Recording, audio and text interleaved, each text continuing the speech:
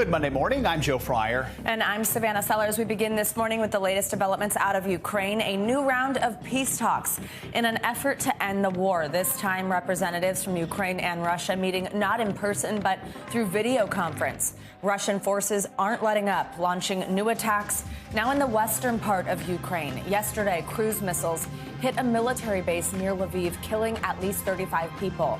The attack on that base, less than 20 miles from the Polish border, igniting new fears that the attacks could soon spill into neighboring NATO countries. I feel that something new is in the air. There is no safe place in Ukraine right now because you're in war with a country who has missiles who can fly to any capital in the European Union. At the same time, Russian troops are also moving closer to the capital of Kyiv. New video shows heavy shelling in a residential suburb just this morning.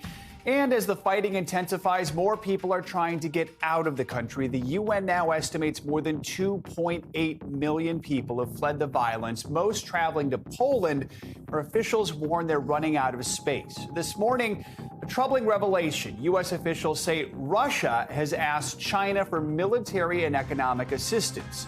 U.S. National Security Advisor Jake Sullivan is set to meet with his Chinese counterpart in Rome later today. That will likely be a topic of discussion. We have a team standing by to cover all of it this morning. National security expert Jason Beardsley, NBC News White House correspondent Mike Memley. But first, let's go to Ukraine and NBC News correspondent Molly Hunter joining us from Lviv. So, Molly, Ukrainian President Volodymyr Zelensky is stressing the need for that no-fly zone again, especially after this weekend's airstrike on that military base about 20 miles from the Polish border. This is also about 35 miles from where you are in Lviv. What's the mood there, and has this changed any minds about a potential no-fly zone now that there was this attack really near NATO's doorstep? Yeah, Joe, Savannah, good morning. I think the people's minds that it's changed are the people who are here in Lviv. So this is the westernmost city we have been reporting from for the last 2 weeks. It is the destination for anyone who is fleeing the violence from the east. It's also the departure point for anyone getting out of the country. Millions of people have moved through, as you just said, more than 2.8 million people have left the country. But a lot of people are actually staying here. IDPs, internally displaced people, are staying here because they think it was safer. Well, we went out yesterday to talk to people about if their risk calculation had changed now that this attack just 20 miles up the road had happened. Why don't you take a listen, to what some people had to say. I feel two realities. When I read the news and when I speak to some people that are very worried, or some my colleagues from the other cities, from Kyiv, for example. Yes, but also we have the part of usual daily life. So that hasn't been changed. Yes, you hear the music, you see some smiling faces and couples which are in love and so on. So Lviv is in the middle of two feelings. So you feel very dramatic situation. You've got a split screen here in Lviv. Look, families are out walking, and actually there's a big protest happening right over there. There's been music out here. It's sunny. People are enjoying the day, but it's also the war is creeping closer. Now, no one was surprised that military base was attacked. It is the most famous military base in Ukraine. It's used for NATO drills. I think everyone here was just starting to get a lot more nervous on Sunday morning that if they can hit that military base 20 miles up the road, it means absolutely they could hit Lviv. Guys? That is quite the contrast. So, Molly, earlier this morning, we know Ukraine and Russia held talks via video conference. Do we have any indication yet on how those calls went, if even just the slightest bit of progress was made? Yeah, and these are happening very regularly, right? We're not getting full readouts necessarily from either side afterwards. We've just seen a tweet, though, from an advisor to President Zelensky. He says the parties actively express their specified positions. Communication is being held, yet it's hard. The reason for the discord is two different political systems, he writes. Ukraine is a free dialogue within the society and an obligatory consensus. Russia is an ultimatum suppression of its own society. We have not heard anything about how these talks went, though, from the Russian side. Now, Ukraine has stated very clearly that a ceasefire is a top priority. We know as of this morning, though, Russian forces are not holding their fire on those agreed upon humanitarian corridors. And Molly, let's talk about the eastern city of Mariupol. The Red Cross now warning of a worst case scenario for the hundreds of thousands still believed to be trapped in the city. No power, no running water. Efforts to get aid to the city have failed. Do we have a sense of just how bad the situation is there right now and what can be done to help?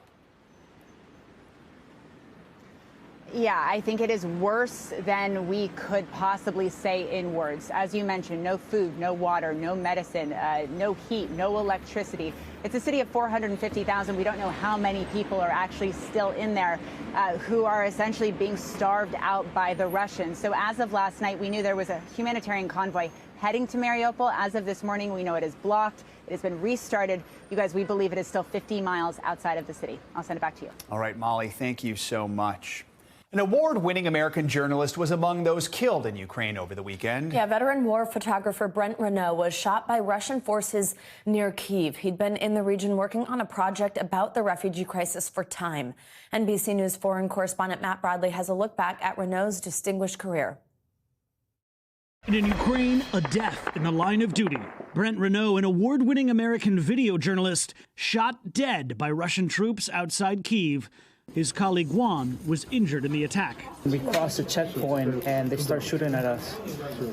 So the driver turned around and they kept shooting. It's two of us. My friend is Brent Renault, and he's been shot and left behind. Renault was a seasoned reporter who specialized in hardship posts, covering Afghanistan to Africa, the Middle East to Mexico. Imagine being 16 years old, leaving home on your own, $8 in your pocket, and trying to make it all the way from Honduras to the United States, close to 2,000 miles. With credits from the New York Times, NPR, Rolling Stone, Vice, and HBO, among others. And he won accolades wherever he went. Thank you. This is a huge honor for us. The White House reacting to the breaking news. This is obviously shocking and horrifying. Renault, the victim of another day of violence in Irpin outside the Ukrainian capital, where Russian forces continue their relentless push toward Kyiv. They're preparing to go on the offensive against Kyiv, he said. They're trying to scare us. A once prosperous suburb rendered to rubble. And a colleague who died doing what he loved. Matt Bradley, NBC News, Zhytomyr, Ukraine.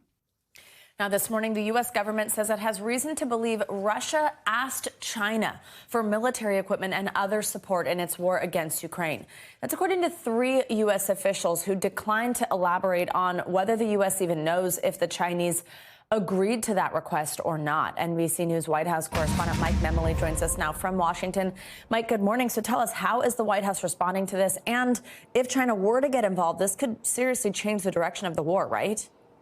Absolutely, Savannah. The White House throughout this Ukraine crisis has been keeping a very close eye on China's actions and, just as importantly, their inaction during this entire crisis. You'll remember a month ago when we were talking about that meeting between Vladimir Putin and China's President Xi Jinping in Beijing when Putin went to the opening ceremony of the Olympics. U.S. officials have, over the course of the past month, accused China of tacitly supporting Russia's action by standing on the sidelines. As you say, U.S. officials are not specifying at this stage whether China has acceded to Russia's request for potentially economic or military assistance. But we heard from a National Security Advisor, Jake Sullivan, on the Sunday shows yesterday, reiterating what he has said throughout this, which is that if China or any other country thinks that they could make up for the economic impact that Russia has faced in the form of sanctions from the U.S., from our allies, they have another thing coming, as he put it to Chuck Todd.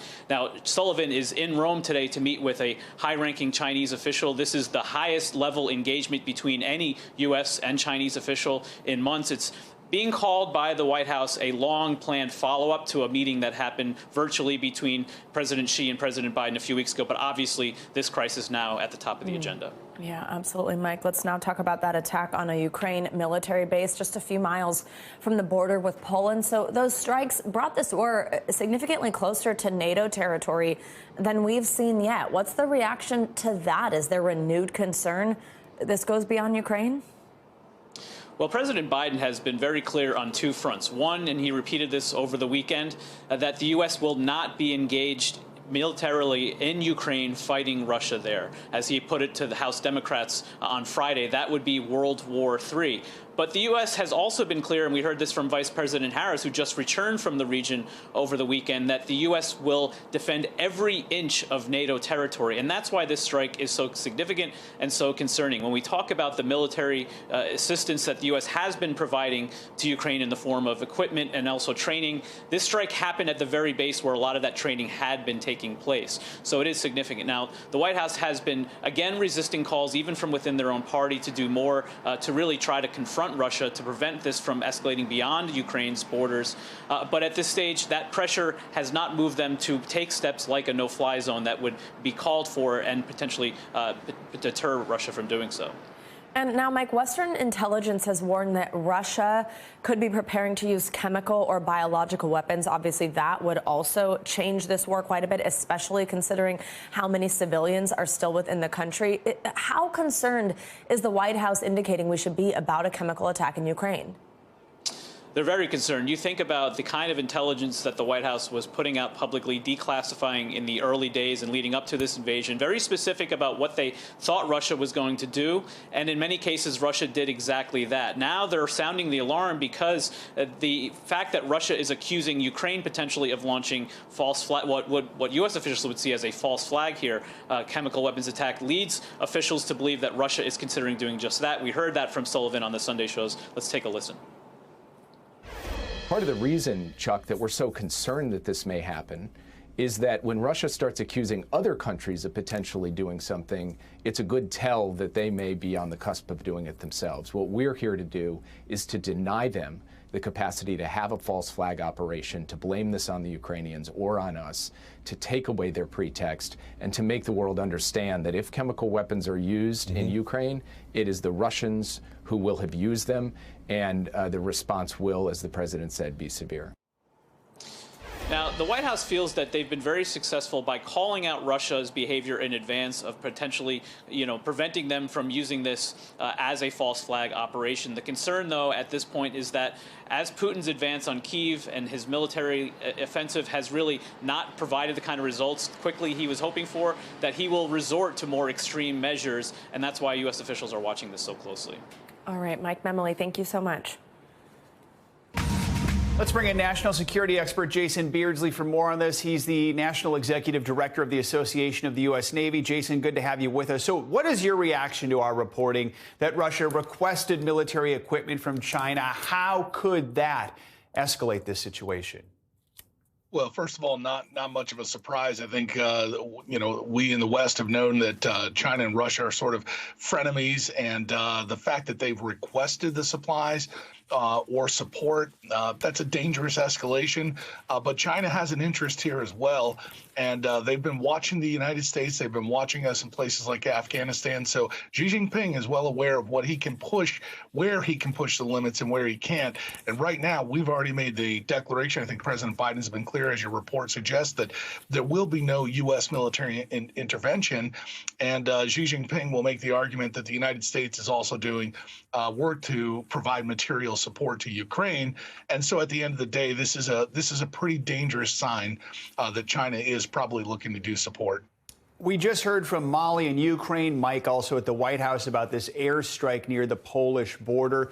Do you think Putin was trying to send a message with that attack? This is a very obvious strategic development here. We know that Lviv is where NATO supplies come in. There are NATO personnel on the ground at that base. And Putin just signaled earlier in the week that any support for Ukraine would be seen as a war support. And so now he's opening up targeting of that supply line. This is the choke point where from Poland and from the West, all the supplies sort of start here and then move on further into the eastern provinces to supply the Ukrainians. And I think we're going to see more of these strikes in areas like this because he's trying to choke that supply route off. This strategically makes sense for Putin. Jason, let's talk about another strike in the eastern part of the country. We heard this morning that a pregnant woman and her baby died as a result of that attack on a maternity hospital in Mariupol last week.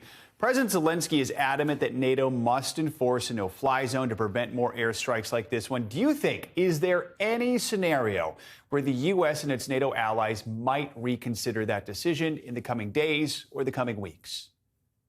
Well, these things do have a tendency to develop and get even more escalatory as time goes. But again, the White House is reeling from, we've been 20 years at war in Afghanistan and Iraq, U.S. soldiers that have to risk their lives in these places. Before we do that, the United States, the White House would have to make a very clear case as to what the objectives would be, what the limits would be. They have not done that yet, but they've done the opposite, which is say we're not getting involved. No one's painted for the American people, the constituents, the voters, why Ukraine is a must-secure location. And until that gets done and the American people sense that we need to be in there, I think the White House is in the right place here by suggesting that we do not allow the calls for the no-fly zone just to suck in American troops to another conflict, the third in 20 years that would put us in some very, very jeopardized positions on a flank that is very vulnerable for us. All right, Jason, as always, thank you so much. Appreciate it. All right.